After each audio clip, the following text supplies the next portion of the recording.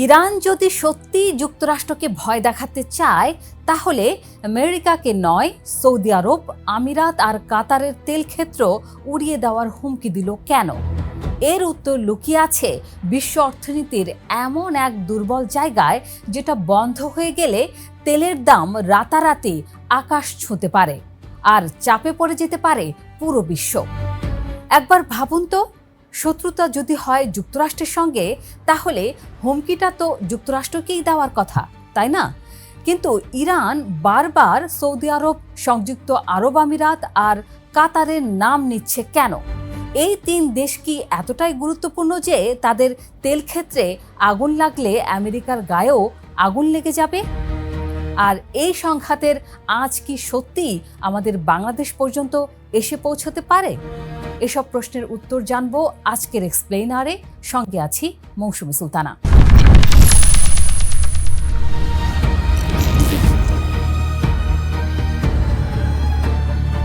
গত ফেব্রুয়ারির শেষ দিক থেকে যুক্তরাষ্ট্র, ইসরায়েল আর ইরানের মধ্যে যে যুদ্ধ চলছে সেটা একবার থেমেও আবার শুরু হয়েছে।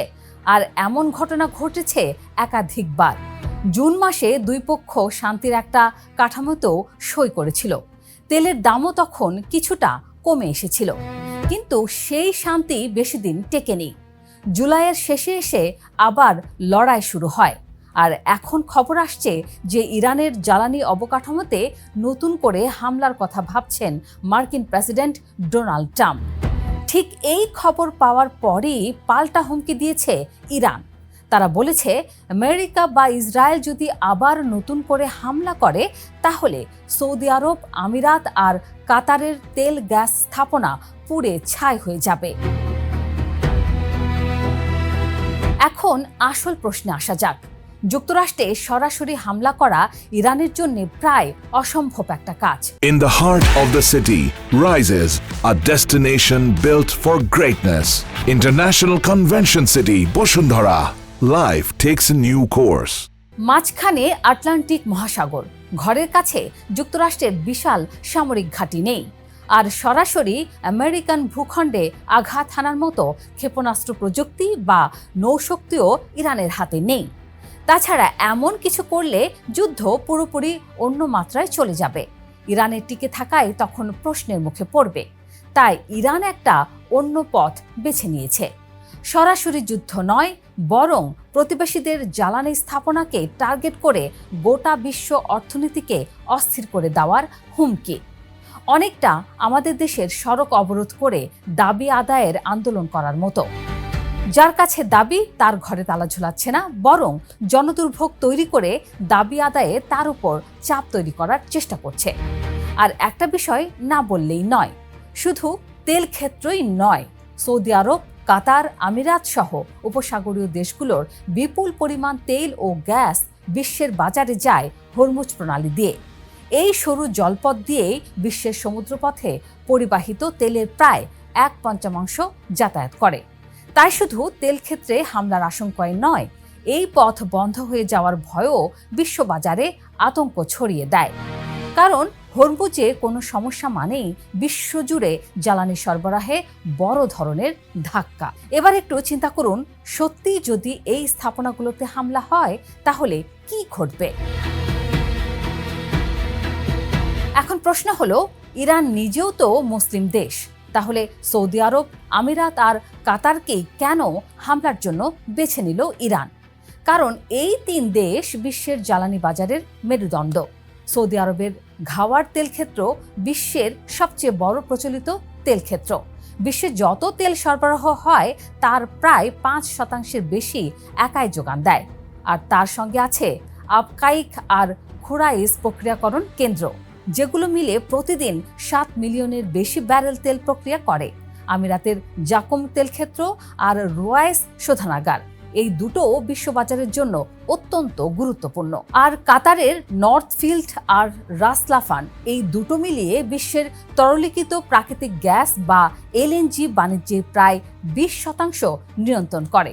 সহজ কথায়, এই তিন দেশের যে কোনো একটাতে আঘাত লাগলেই বিশ্বের জ্বালানি সরবরাহের একটা বড় অংশ একসঙ্গে হোঁচট খায়।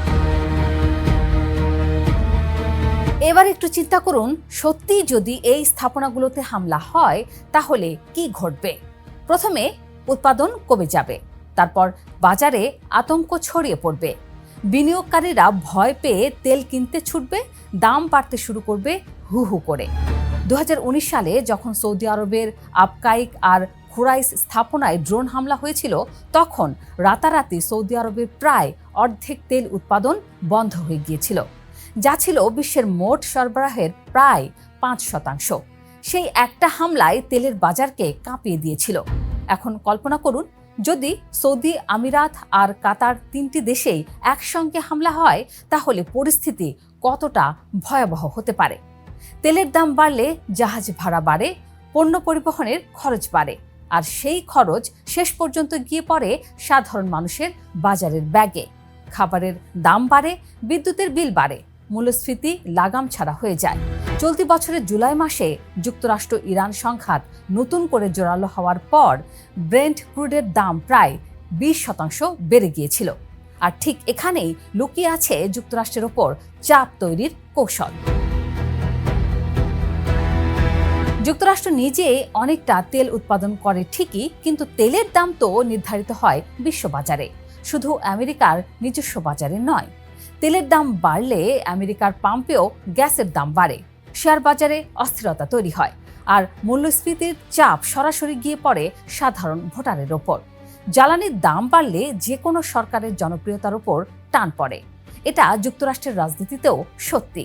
তাই ইরান হয়তো ভাবছে সরাসরি আমেরিকায় আঘাত না করেও শুধু তেলের বাজারে আতঙ্ক ছড়িয়ে দিয়ে ওয়াশিংটনের ওপর রাজনৈতিক আর অর্থনৈতিক চাপ তৈরি করা সম্ভব।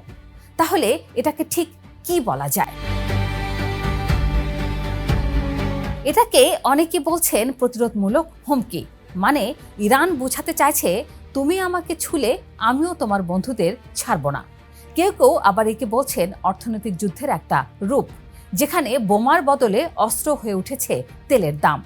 আবার অনেক বিশ্লেষকদের চোখে এটা এক ধরনের মনস্তাত্ত্বিক চাপ তৈরির কৌশল, যার লক্ষ্য যুক্তরাষ্ট্র আর তার মিত্রদের মধ্যে সন্দেহ আর ভয় ছড়িয়ে দেওয়া। সত্যি বলতে 3টে ব্যাখ্যায় একসঙ্গে সত্যি হতে পারে। কাতার নিজেও এই ধরনের হুমকিকে আন্তর্জাতিক আইনের সরাসরি লঙ্ঘন বলে নিন্দা জানিয়েছে, আর সতর্ক করেছে যে এতে বিশ্বব্যাপী জ্বালানি নিরাপত্তা আর সমুদ্র পথে চলাচল দুটোই ঝুঁকিতে পড়বে। এবার বাংলাদেশের কথায় আসা যাক। উপসাগরীয় অঞ্চলে বড় ধরনের সংঘাত বাঁধলে সবচেয়ে আগে যেটা হবে সেটা হলো জ্বালানি তেলের আমদানি খরচ বেড়ে যাবে। বাংলাদেশ তার জ্বালানির বড় অংশ আমদানি করে, তাই দাম বাড়লে বিদ্যুৎ উৎপাদনের খরচ বাড়বে, পরিবহন খরচ বাড়বে, আর তার প্রভাব পড়বে বাজারের প্রায় সব পণ্যের দামে। শুধু তাই নয়, উপসাগরীয় দেশগুলোতে লাখ লাখ বাংলাদেশি প্রবাসী কাজ করেন। সেখানে অর্থনৈতিক অস্থিরতা তৈরি হলে প্রবাসী আয়েও একটা অনিশ্চয়তা তৈরি হতে পারে। অর্থাৎ মধ্যপ্রাচ্যে যা ঘটছে তা যত দূরেরই মনে হোক না কেন, তার ঢেউ ঠিকই এসে লাগে আমাদের নিত্যদিনের বাজারে। তাহলে শেষ পর্যন্ত বোঝা যাচ্ছে, ইরান হয়তো ভালো করেই জানে একটা ক্ষেপণাস্ত্র ছোড়ার চেয়ে বিশ্ব অর্থনীতির সবচেয়ে স্পর্শকাতর জায়গায় আতঙ্ক ছড়িয়ে দিলে ওয়াশিংটনের উপর অনেক বেশি চাপ তৈরি করা যায়। তাহলে ইরান কি সত্যি সৌদি আরবকে ভয় দেখাচ্ছে, নাকি পুরো বিশ্ব অর্থনীতিকে জিম্মি করার হুমকি দিয়ে যুক্তরাষ্ট্রকেই চাপের মুখে ফেলতে চাইছে?